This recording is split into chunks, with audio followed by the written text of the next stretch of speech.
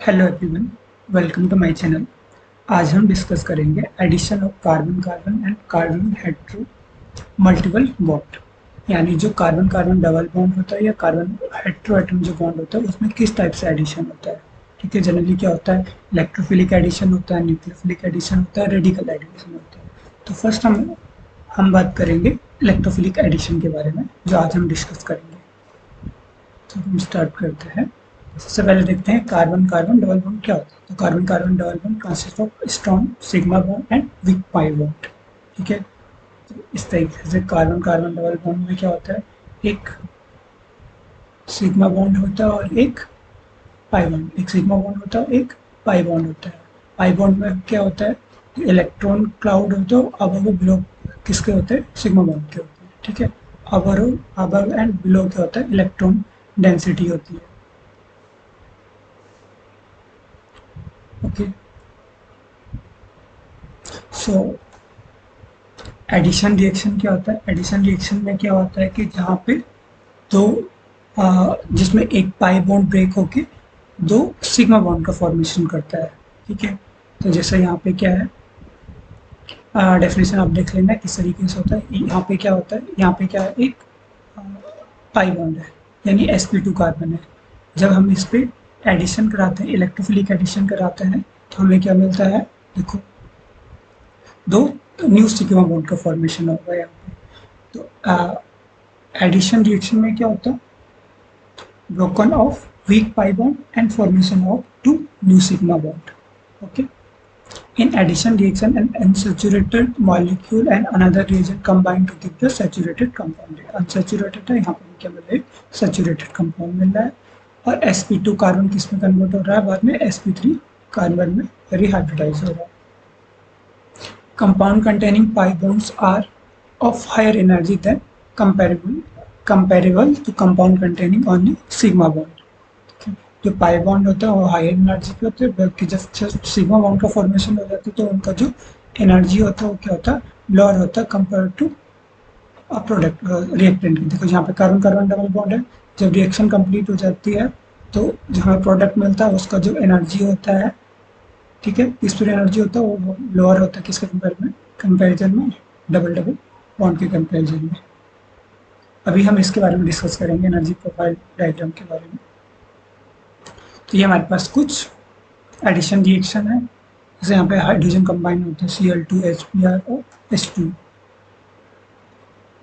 The addition reaction it characterize reaction of pi bond. Okay, हमारे पास mainly दो type से होती है जो एडिशन रिएक्शन होती है, आयनिक और polar addition. Secondly addition reaction ionic addition में क्या होता है, generally take place in polar solvent, while radical reaction take place in non polar solvent. Ionic addition को हम टू टाइप से कैरेक्टराइज कर सकते हैं, सॉरी डिवाइड कर सकते हैं, electrophilic addition reaction and nucleophilic addition reaction. Electrophilic addition reaction में क्या होता है, जहाँ पे कोई इलेक्ट्रोफाइल रिएक्शन को इनिशिएट करता है, और न्यूक्लियोफाइल रिएक्शन में क्या होता है, जहाँ पे कोई न्यूक्लियोफाइल रिएक्शन को इनिशिएट कराता है। ठीक है, तो फर्स्ट हम डिस्कस करेंगे electrophilic addition reaction to carbon carbon double bond. Okay, the region above and below a double bond is electron rich because of the pi bond। Consequently, pi bonds have tendency to act as a Lewis acid। यहाँ पे pi bond किसकी तरह act करता है, as a Lewis acid यानी act as a nucleophile, क्योंकि उसके पास क्या होती है, इलेक्ट्रॉन डेंसिटी होती है। Thus pi bond is particularly susceptible to electrophiles। तो ये क्या करता है, यहाँ पे क्या आएगा, कोई इलेक्ट्रोफाइल अटैक करेगा डबल बॉन्ड पे। ठीक है, इस पाई बॉन्ड पे इलेक्ट्रोफाइल क्या हो सकता है, कोई हमारे पास पॉजिटिव चार्ज इलेक्ट्रोफाइल, कोई इस टाइप से कोई पॉजिटिव चार्ज यानी जिसके पास लेस इलेक्ट्रॉन डेंसिटी होती है, कम इलेक्ट्रॉन डेंसिटी होती है। कोई न्यूट्रल इलेक्ट्रोफाइल हो सकता है, पॉजिटिव इलेक्ट्रोफाइल हो सकता है, सॉरी फर्स्ट है, कोई पॉजिटिव इलेक्ट्रोफाइल हो सकता है, कोई न्यूट्रल इलेक्ट्रोफाइल हो सकता है, कोई लुईस एसिड हो सकता है, और कोई मेटल भी हो सकता है। मेटल जैसे Ag plus Ag Hg2 plus Pt2 plus act also as a electrophile. ठीक है, जनरली रिएक्शन क्या है, जैसे कार्बन डबल बॉन्ड है, यहाँ पे कार्बन कार्बन डबल बॉन्ड है, कोई रिएजेंट आके अटैक करेगा तो हमें यहाँ पे क्या मिलेगा, इस टाइप से सैचुरेटेड प्रोडक्ट मिलेगा, अनसैचुरेटेड सैचुरेटेड फ्लोरिड, इसके बारे में हम अभी डिटेल में समझेंगे किस तरीके से इसका मैकेनिज्म होगा। यहाँ पर सबस्ट्रेट है, कोई रिएजेंट आके अटैक करेगा और हमें क्या मिलेगा, प्रोडक्ट मिलेगा।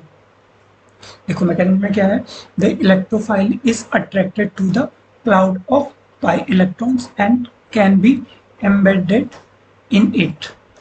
Electrophile has made contact and the reaction can combine. Since the electrophile initiates this contact, the reaction is termed as a electrophilic addition reaction. Okay, the initial step of an electrophile addition is formation of pi complex. तो यहाँ पे जैसे कोई electrophile है, ये reaction को initiate करेगा। ये हमारे पास जो डबल बॉन्ड है किसकी तरह एक्ट करेगा, न्यूक्लियोफाइल का। तो जब ये इसे इनिशिएट करेगा तो सबसे पहले किसका फॉर्मेशन होगा, यहाँ पे पाई कॉम्प्लेक्स का फॉर्मेशन होगा। इलेक्ट्रोफाइल और जो ये डबल बॉन्ड का पाई इलेक्ट्रॉन है, इसके बीच एक कॉम्प्लेक्स बनेगा जिसे हम बोलेंगे पाई कॉम्प्लेक्स। ठीक है, सेकेंडरी क्या होगा, the pi complex then may change to a carbocation through the formation of sigma bond between the electrophile and any carbon of the double bond. इसके आगे क्या होगा, इस तरीके से ये यहाँ पे क्या होगा, इलेक्ट्रोफाइल इस कार्बन से किसी एक कार्बन से अटैच होगा और सेकेंडरी में क्या होगा, यहाँ पे जो ये डबल बॉन्ड है ये साइमल्टेनियस प्रोसेस है। जैसे ये कार्बन इलेक्ट्रोफाइल एंड कार्बन के साथ अटैच होगा, ऐसे ये डबल बॉन्ड पे ब्रेक होना स्टार्ट होगा। उसके बाद हमारे पास यहाँ पे क्या होगा, इस कार्बोकैटायन का फॉर्मेशन हो जाएगा।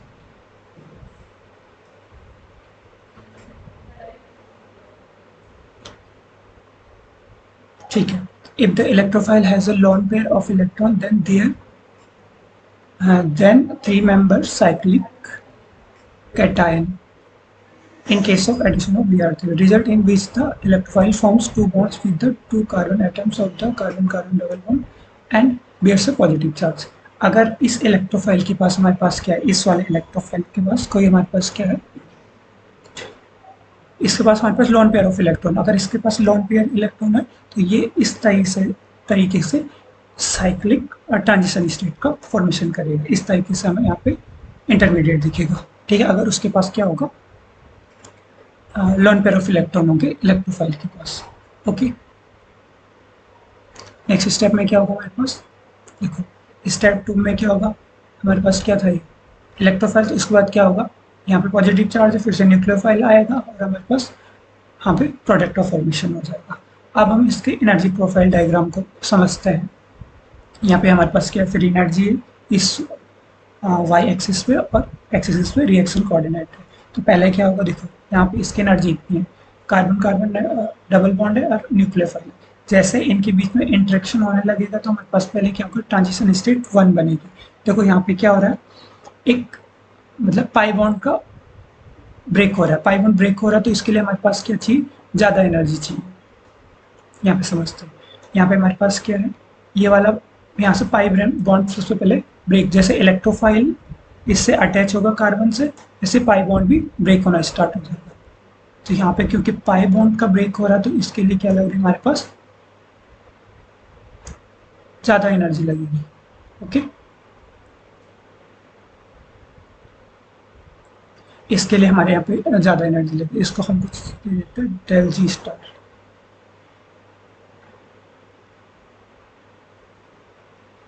इस तरीके से इससे कुछ दे देते हैं, तो इसके लिए हमारे पास उसके बाद क्या होगा, ये यहाँ से ये वाले स्टेट यहाँ से रिलैक्स हो गया, किसका फॉर्मेशन होगा, कार्बोकैटायन का फॉर्मेशन होगा, इस कार्बोकैटायन का फॉर्मेशन होगा। तो ये कार्बोकैटायन क्या होता है, मोर स्टेबल होता है किससे, इस ट्रांजिशन स्टेट से। ओके, इसके बाद क्या होगा, न्यूक्लियोफाइल जैसे यहाँ से इससे इंटरेक्ट होगा, क्योंकि अब यहाँ पे पॉजिटिव चार्ज है, तो जैसे यहाँ पे ये न्यूक्लियोफाइल यहाँ से इससे इंटरेक्ट करेगा तो यहाँ पे क्या बनेगी, एक और ट्रांजिशन स्टेट बनेगी, ट्रांजिशन स्टेट 2। यहाँ पे क्या होगा, फास्ट ये जल्दी से इसमें कन्वर्ट हो जाएगा, यहाँ पे क्या मिल जाएगा, प्रोडक्ट का फॉर्मेशन हो जाएगा। ठीक है, तो हमारे पास यहाँ पे जो रेट डिटरमिनिंग स्टेप होगा ये वाला होगा। ठीक है, TS1 का फॉर्मेशन, और यहाँ पे क्या बन जाएगा, ये प्रोडक्ट का फॉर्मेशन हो जाएगा। अब देखो जो यहाँ पे हमारे पास ये डेल जी है, डेल जी 0 है, अगर इसकी वैल्यू ये डेल जी वैल्यू ये हमारे पास क्या है, नेगेटिव है। तो इसका मतलब क्या, हमारे पास जो प्रोडक्ट बना वो थर्मोडायनेमिकली क्या है, स्टेबल है। बट अगर इसका वैल्यू पॉजिटिव होता है, इसका वैल्यू पॉजिटिव होता है, मतलब ये कहीं ऊपर जाके इस तरीके से कहीं बनेगा, मतलब यहाँ से अगर रिएक्शन कोऑर्डिनेट स्टार्ट होता है, इधर अगर एक है, और सॉरी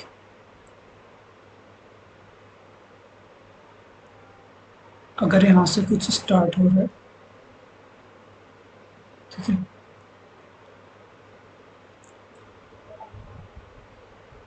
यहाँ से कोई स्टार्ट हो रहा है, ये इसका ट्रांजिशन स्टेट जो है, ये ट्रांजिशन स्टेट, इस तरीके से इसमें भी दो ट्रांजिशन स्टेट माना, इसमें दो ट्रांजिशन स्टेट है, एक ये बन गया इसमें, सेकंड ये बन गया, और यहाँ पे प्रोडक्ट की फॉर्मेशन होगा, ठीक है, ये प्रोडक्ट है। अब देखो यहाँ पे जो डेल जी जीरो होगा वो कितना होगा, पॉजिटिव है।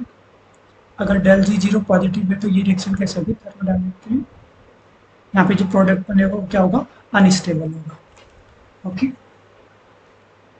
ठीक है, जनरली हमने पढ़ा अगर रिएक्शन में क्या है, डेल जी जीरो, डेल जी जीरो की वैल्यू नेगेटिव रहती है तो क्या होता है, हमारे पास जो रिएक्शन होती है वो कैसे होती है, स्पॉन्टेनियस होती है, ठीक है। और अगर डेल जी वैल्यू, डेल जी का वैल्यू का हमारे पास पॉजिटिव है तो हमारे पास रिएक्शन कैसे होती है, नॉन स्पॉन्टेनियस होती है, ठीक है।